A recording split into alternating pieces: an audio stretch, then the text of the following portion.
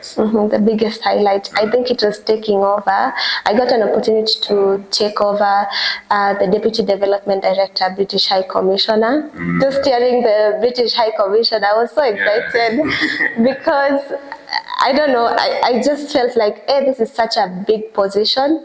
Just being chosen and told that, you're going to take over this role. So in that role, what happened is I was the Deputy Development Director for a day. Cancer, diabetes, obesity, hypertension, and asthma are all examples of non-communicable diseases, and sadly, these diseases are the leading cause of death globally. But do they really affect us here in Africa? And are Africans really living with these diseases? Find out here at the African NCD Champions podcast as we share incredible stories of Africans living with non-communicable diseases. My name is Ogweno Stephen and I'll be your host. Let's roll.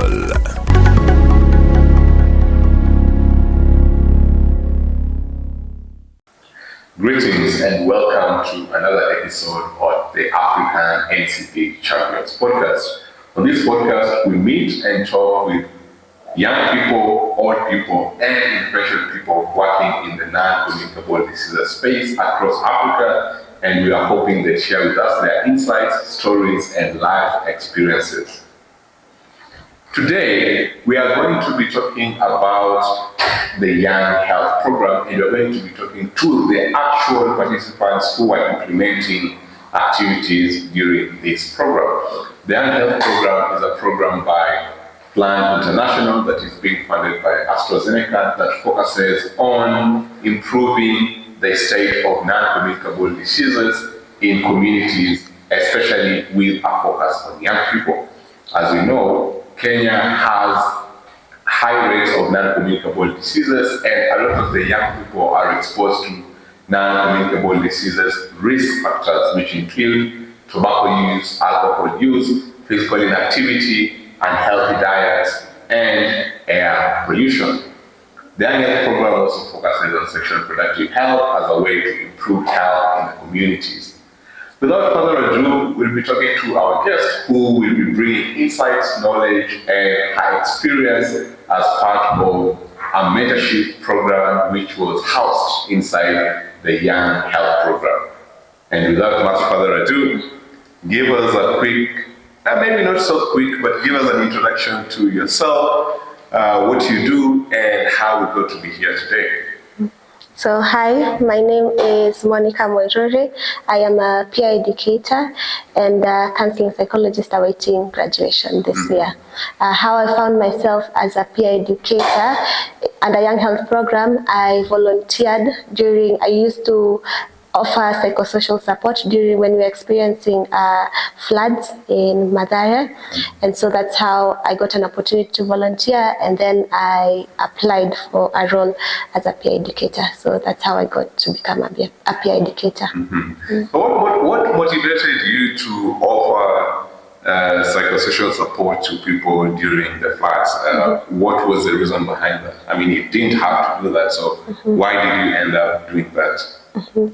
Because it's my community, and also because I have the skills, I've been trained, and it's also an opportunity just to put the things that I've learned in school into practice.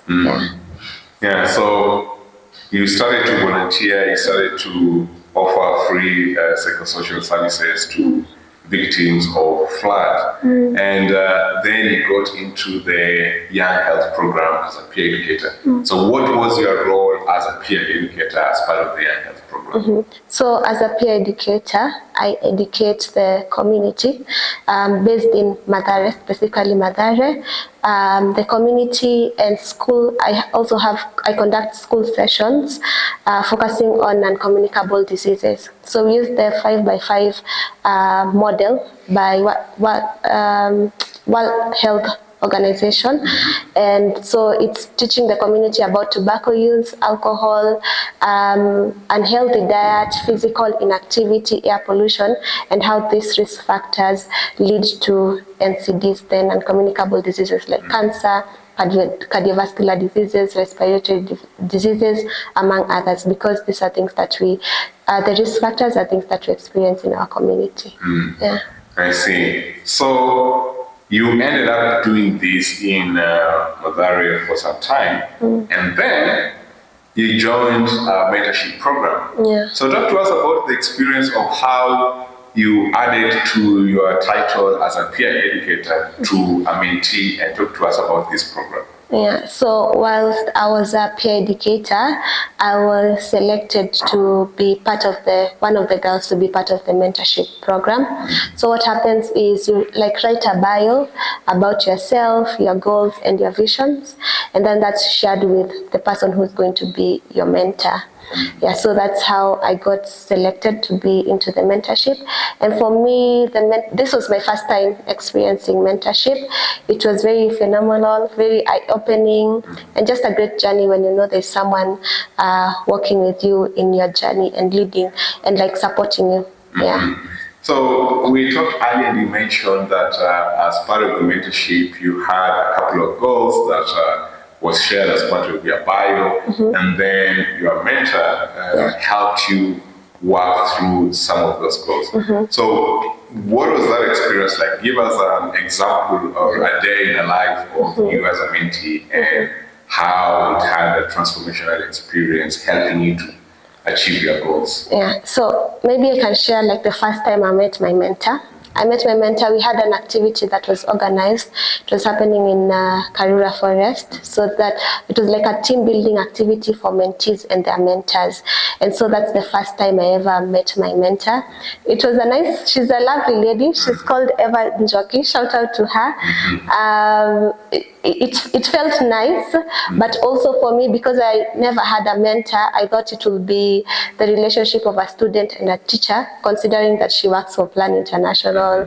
I just thought that it will be, she will be telling me the things that I need to do. But I remember that time I was just telling her, these are the things that I want to do. And she told me I would want to know who you are, who is Monicah.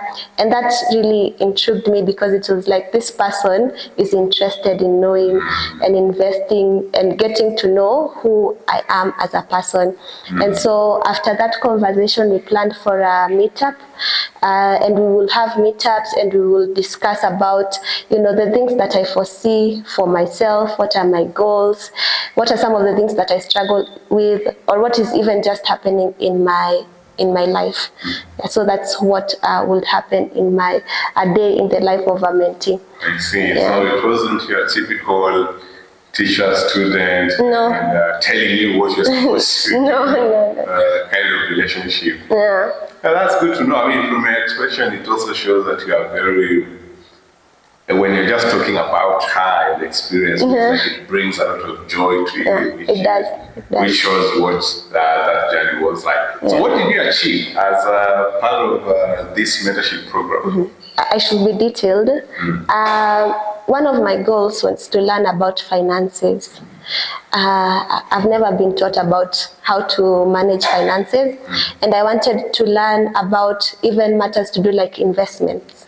So my mentor guided me. She's the one who taught me about how you can even save on a money market fund. I never knew about things such as money market funds. And she would encourage me that, when you start saving as a young person, even that 200, that 50 shilling, you deposit that in your money market fund, or if it's an account that you have opened, it just boosts your self-esteem as a person. Yeah, so that's one of the things that I learned.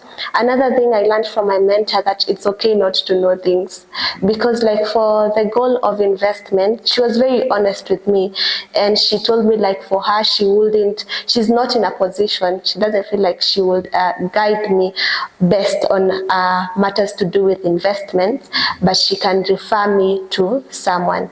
And that to me made me realize, by the way, it's okay not to know things. You don't have to know everything, as I had previously thought that now this is a mentor, she knows everything. She really it really did boost, or it really gave me confidence to know that, by the way, you won't know everything, and it's okay. You will always get other people who can guide you on that. So that was something that I took away from my mentor. And also just believing in yourself, because during our mentorship session, I wasn't the only one sharing my goals. Like, I know some of the things that my mentor shared with me that she would like to achieve, and that just made the whole mentorship feel like we are in this together. Yeah. Yeah, that's nice to hear how you break it down. And perhaps, what was the biggest highlight of this whole experience as a mentee? What was the one big thing that when you think about your time as a mentee, you're like, yeah, this is the thing that was one of the biggest highlights. The biggest highlight, I think it was taking over. I got an opportunity to take over the Deputy Development Director, British High Commissioner. Just hearing the British High Commissioner, I was so excited because I don't know, I just felt like, hey, this is such a big position. Just being chosen and told that, you're going to take over this role. So in that role, what happened is I was the Deputy Development Director for a day. So whatever that she does as a Deputy Development, her name is Edwarda Mendoza. Shout out to her too. So what happened is we went to that day when you're taking over, you're doing like whatever that's in her schedule, you're working with her and doing whatever that she does. So like for me, we went first to Kianda Level 42 Hospital. It's in Kibera. So there they have like a project that they're funding. DESIP, it's funded by the UK aid. So it's a contraceptive program. Gives contraceptive to girls, and just seeing those girls there, and getting an opportunity to talk to them. And I remember when we were walking through those corridors, there's this lady, the matron, and everyone, it felt like I was being respected, even though I'm a young person. That felt so nice. It felt really great. And also being carried by a Land Cruiser for the first time, back left. It felt so good, so good.